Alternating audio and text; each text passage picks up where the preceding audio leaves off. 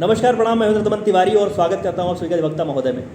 लखनऊ विश्वविद्यालय में एलएलबी त्रिवर्षीय पाठ्यक्रम और एलएलबी पंचवर्षीय पाठ्यक्रम में 3 ईयर्स और 5 ईयर्स कोर्स में जो आपके सेमेस्टर के एग्जाम्स हैं उसकी डेट्स अनाउंस कर दी गई हैं। 1 से 2 से आप सभी के एग्जाम शुरू हो रहे हैं और पिछले सेमेस्टर्स की तरह, पिछले सालों की तरह इस बार भी हम जो आपका 3 ईयर्स कोर्स है, 5 ईयर्स कोर्स है, उसमें जो वेरियस सेमेस्टर्स हैं और उनके जो आपके इंपॉर्टेंट टॉपिक्स हैं उनको लेकर के बात करेंगे।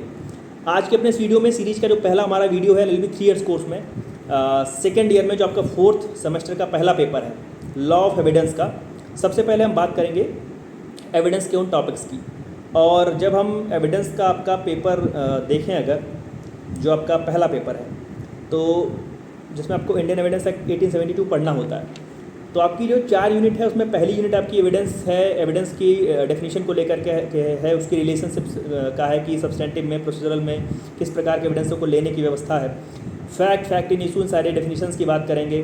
कौन से फैक्ट को फैक्ट प्रूफ कहा जाता है, फैक्ट नॉट प्रूफ कहा जाता है, डिसप्रूव कहा जाता है, इनकी बात। उसके बाद रेलिवेंसी की बात, सुसंगतता और एडमिसिबिलिटी की बात, यानी ग्राह्यता, रेस जेस्टे सेक्शन 6, 7, 8, 9 और conspiracy, criminal conspiracy section 10। Section 2 की बात करें तो जो एडमिशन है, कन्फेशन है, डाइंग डिक्लेरेशन है, मृत्युकालीन कथन का है, एक्सपर्ट ओपिनियन है, विशेषज्ञों की सलाह, और जो कैरेक्टर एविडेंस कितना रेलिवेंट है, चरित्र साक्ष्य कितने रेलिवेंट हैं 52 से 55 के बीच में। तीसरी यूनिट की बात करें तो जुडिशियल नोटिस है, ओरल और डॉक्यूमेंट्री एविडेंस है, जो एविडेंस के 2 तरीके हैं, एविडेंस के 2 टाइप हैं। बर्डन ऑफ प्रूफ, सबूत का भार किसके ऊपर होगा, और स्टॉपेल है, विबंधन, कैसे आप अपनी बात कह करके उससे पीछे नहीं हट सकते, कैसे आप अपनी बात से बंधते हैं। प्रिविलेज्ड कम्युनिकेशन सेक्शन 122 से लेकर के 129 तक, जो बातें किन्हीं 2 पक्षकारों के बीच में ऐसी होती हैं कि जिनका साक्ष्य देने से मना किया गया है। और यूनिट 4 में एविडेंस बाय अकॉम्प्लिस है, सह अपराधी के द्वारा दिया गया साक्ष्य। 3 प्रकार के एग्जामिनेशन, पहला examination in chief, cross examination और री एग्जामिनेशन। लीडिंग क्वेश्चन 141 से 143 और इम्पीचिंग द क्रेडिट ऑफ विटनेस, कैसे विटनेस की क्रेडिट को ठुकराया जाएगा, उस पर क्वेश्चन मार्क लगाया जाएगा।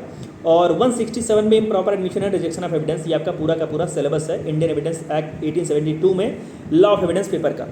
हम अगर बात करें 10 बड़े सवालों की, तो जो सबसे पहला आपके लिए सवाल इंपॉर्टेंट है वो किसी भी विषय की भांति पहला सवाल आपके लिए कि जो एविडेंस की जो डेफिनेशन है वो क्या है। और जब आप एविडेंस की डेफिनेशन पढ़िए तो वहाँ पर ढेर सारी छोटी छोटी डेफिनेशंस हैं कि जैसे वहाँ पर आप एविडेंस की जब डेफिनेशन पढ़ते हैं तो वहाँ पर फैक्ट निकल करके आता है, और जब आप फैक्ट पढ़ रहे हैं तो फैक्ट के साथ साथ fact, relevant fact, fact in issue, ये सारे के सारे टर्म्स का मतलब आपको पता होना चाहिए। तो पहला सवाल आपको इस प्रकार से मिल सकता है कि किसी एक चीज़ की परिभाषा पूछ करके कि फैक्ट की डेफिनेशन बताओ या एविडेंस की डेफिनेशन बताओ, और उसी के साथ में आपसे जो एक उसका प्रिंसिपल है कि एविडेंस की रेलिवेंसी और एविडेंस की एडमिसिबिलिटी में अंतर क्या है। कब कहा जाएगा कि कोई एविडेंस सुसंगत है और कब कहा जाएगा कोई एविडेंस ग्राह्य है। मीन्स कि क्या सारे एडमिसिबल एविडेंस रेलिवेंट होने चाहिए, या क्या रेलिवेंट होना एडमिसिबिलिटी की एक प्री कंडीशन है, इस प्रकार के सवाल। तो सुसंगतता और ग्राह्यता को लेकर के बिल्कुल क्लियर रहिएगा, और एविडेंस की डेफिनेशन, फैक्ट्स की डेफिनेशन, फैक्ट इन इशू की डेफिनेशन, रेलिवेंट फैक्ट्स की डेफिनेशन, इन सारी डेफिनेशन को पढ़ करके आइएगा। जैसे इस सवाल में पढ़ करके बताऊँ, what ever is relevant is not necessarily admissible but all what ever admissible is relevant, explain, इस प्रकार के सवाल आपसे पूछे गए हैं।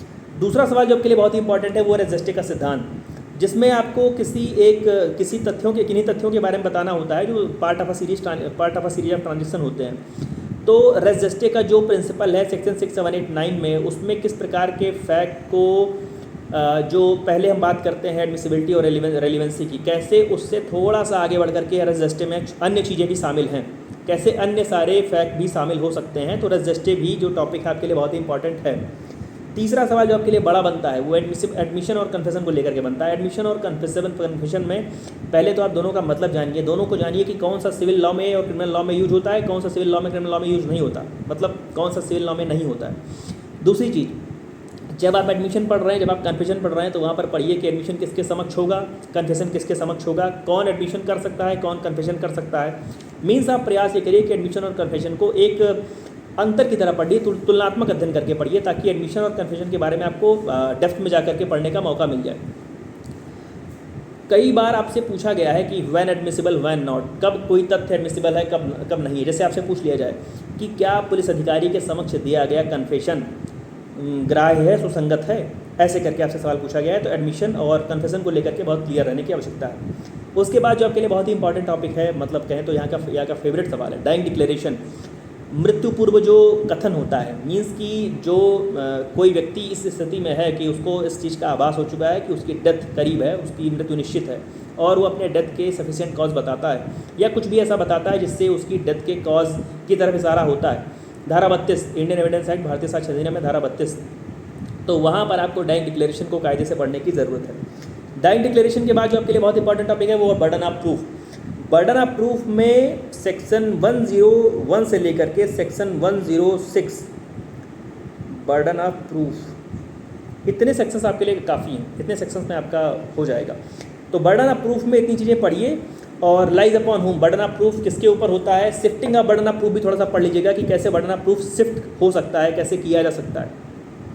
अगला सवाल स्टॉपल, और स्टॉपल के साथ में आप जब स्टॉपल पढ़िए तो उसके काइंड्स भी पढ़िएगा कि कितने प्रकार के स्टॉपल होते हैं। जैसे एक मुझे याद आ रहा है प्रोमिसरी स्टॉपल हो गया, इस प्रकार के सवाल। प्रिविलेज्ड कम्युनिकेशन में आपको जो ऐसी बातचीत है, जैसे हस्बैंड एंड वाइफ के बीच का कम्युनिकेशन हो गया, जैसे वकील और उसके क्लाइंट के बीच का कम्युनिकेशन हो गया, तो क्या इस प्रकार के वार्तालाप का, क्या इस प्रकार के जो आपस के कथन है, क्या उसका साक्ष्य दिया जा सकता है या नहीं। तो प्रिविलेज्ड कम्युनिकेशन के अंतर्गत आप हस्बैंड एंड वाइफ को और अटॉर्नी और उसके क्लाइंट को, मीन्स जो एडवोकेट और उसका क्लाइंट है, उस वाले टॉपिक को कायदे से पढ़िएगा। अकॉम्प्लिस वाला सवाल जो 133 और 114 बी है, उसको पढ़िएगा। और अकॉम्प्लिस में पढ़िएगा कि under what circumstances a conviction can based solely upon the testimony of accomplish. कब किसी अकॉम्प्लिस के बयान के, केवल उसके बयान के आधार पर किसी को सज़ा दी जा सकती है। अकॉम्प्लिस वाला सवाल यहाँ पर। एग्जामिनेशन ऑफ विटनेस आपके लिए ज़रूरी हो सकता है। एग्जामिनेशन ऑफ विटनेस में आप तीनों चीज़ों को पढ़िएगा कि examination in chief, cross examination और री एग्जामिनेशन के सेक्शंस कहाँ पर हैं, क्रम क्या रहेगा, सबसे पहले कौन सा होगा, मीन्स एग्जामिनेशन इन चीफ, फिर क्रॉस एग्जामिनेशन, फिर एग्जामिनेशन, कौन करेगा और कैसे सवाल पूछे जाएंगे। कई बार आपसे पूछा जाता है कि लीडिंग क्वेश्चन क्या होता है इसी एग्जामिनेशन के अंदर। लीडिंग क्वेश्चन किस एग्जामिनेशन में पूछे जा सकते हैं, कहाँ नहीं पूछा सकते, या जो इम्प्रॉपर एक सवाल आता है कि कौन से सवाल नहीं पूछे जा सकते, मतलब किसी के बारे में कुछ ऐसी बात आप कह करके कोई सवाल पूछना चाहते हैं जो उसकी गरिमा को ठेस पहुंचाता हो, जो उसको अकारण उसकी गरिमा को ठेस पहुंचाता हो, तो ऐसे सवाल आपको नहीं पूछने हैं। जो उसके चरित्र पर अनावश्यक प्रश्न चिन्ह लगाते हैं, वैसे सवाल नहीं पूछने हैं, इस प्रकार के सवाल। और थोड़े छोटे सवाल, छोटे टॉपिक्स की बात करिए। कभी कभी ए बी करके पूछा गया है, जैसे प्ली ऑफ एलिबाई आप पढ़ लीजिएगा, प्ली ऑफ एलिबाई पूछा गया है। प्ली ऑफ एलिबाई के बाद जो कॉन्स्पिरेसी का सेक्शन 10 बचता है, वो वहाँ पर थोड़ा सा पढ़ करके आने की ज़रूरत है। कैरेक्टर विटनेस को लेकर के सवाल रहता है कि कैरेक्टर विटनेस सिविल मामलों में दिया जा सकता है कि नहीं, क्रिमिनल मामलों में दिया जा सकता है कि नहीं, कब रिप्लाई में दिया जाएगा, कब पहले से दिया जा सकता है, तो इस प्रकार के सवाल हैं। तो मुझे लगता है एक सवाल आप सबसे पहला वाला जो है वो ज़रूरी है।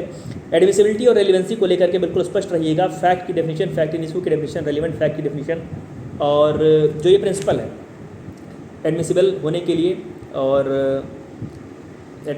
के लिए और रेलिवेंट होने के लिए, ये देखिएगा। रेजिस्टिव हो गया, एडमिशन कन्फेशन हो गया, डाइंग डिक्लेरेशन हो गया, बर्डन ऑफ प्रूफ हो गया, स्टॉपल हो गया, प्रिविलेज कम्युनिकेशन वाली बात हो गई, अकॉम्प्लिस वाली बात हो गई, examination of witness, plea of alibi, conspiracy.